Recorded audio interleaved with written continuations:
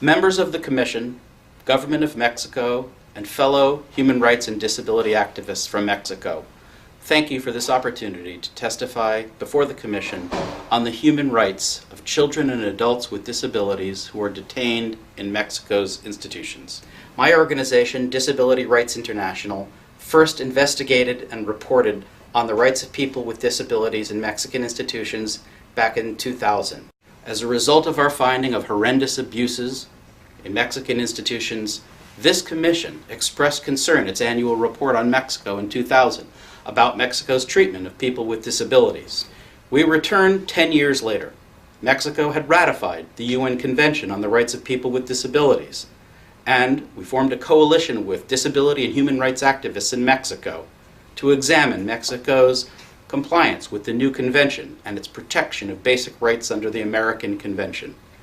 The video that you will see today is a product of that investigation. I am sorry to say it is as if time has stood still. The horrendous human rights violations that we saw then are taking place today on a large scale. Mexico has failed to create the community-based services and support systems that would allow people with disabilities to be part of society. As a result, thousands of children and adults remain segregated in Mexico's psychiatric institutions, orphanages, social care homes, and other facilities. 10 years later, inhuman and degrading treatment, and yes, torture, is widespread. Children are at particular risk of institutionalization. The placement of a child with a disability is likely to be a life sentence to segregation from society.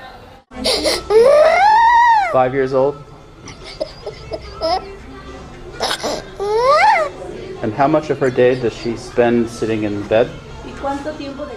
So she's here all day, but they turn her around. Yes, and sometimes she sits in the yard.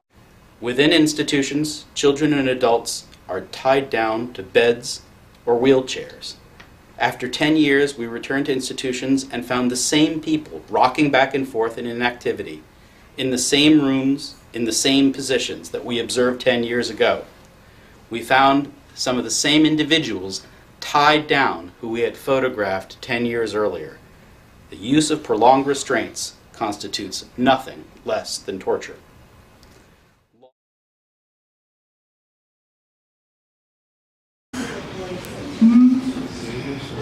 So he's got his hands tied together and in bags. And this one seems to be in a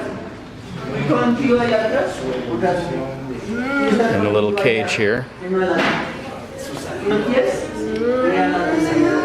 He's got his hands tied behind his back on the floor.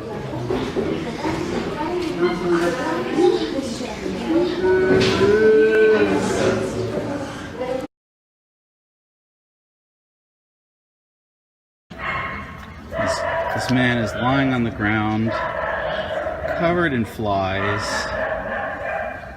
He's apparently covered in his own excrement. It's quite overpoweringly smelly.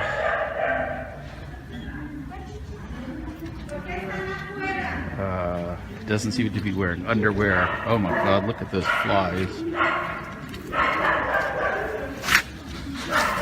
Okay, there's a number of people who appear to be permanently restrained.